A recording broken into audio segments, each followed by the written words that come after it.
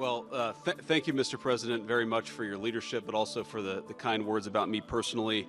I knew exactly what I wanted to say, but then after the president said that I was so smart and that I didn't want to repeat our congresswoman who froze for 20 seconds over in Munich, now I'm tempted, sir, just to freeze for 20 seconds and just stare at the cameras, and maybe they'll say nice things about me like they do about Congresswoman Cortez. But I have three very brief messages. First of all, to the President of the United States, but to the entire team, to Marco, to Steve, to Jared in particular, who've done such an incredible job. I think what this Board of Peace represents is a recognition that if you actually have a President of the United States and a team that's committed to diplomacy, it can actually work.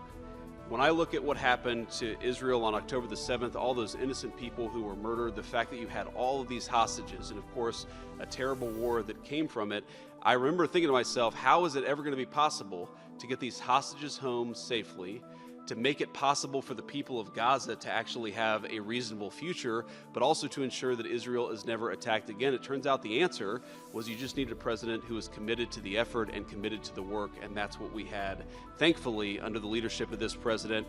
And you got to make peace, but then you have to make the peace stick. And that brings me to my second point. That's what the Board of Peace, I think, is fundamentally about, is making the peace stick.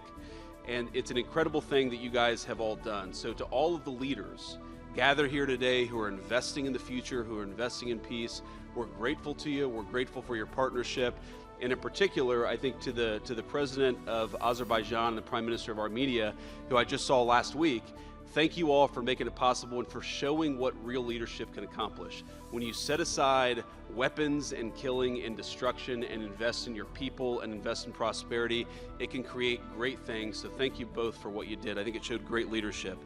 And finally, to the American people, I think it's important that the American people recognize why we're here today. And the reason that we're here today is, yes, to save lives and yes, to promote peace, but this creates incredible prosperity for the American people.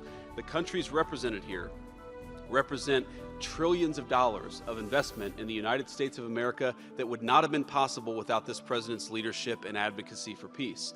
The economies here represent millions of American jobs of people who are receiving products built in American factories and made by American workers would not be possible without a focus on peace. So, Mr. President, while I think this is great for the world, I also think it's really, really great for the United States of America, so we're looking forward to the partnership.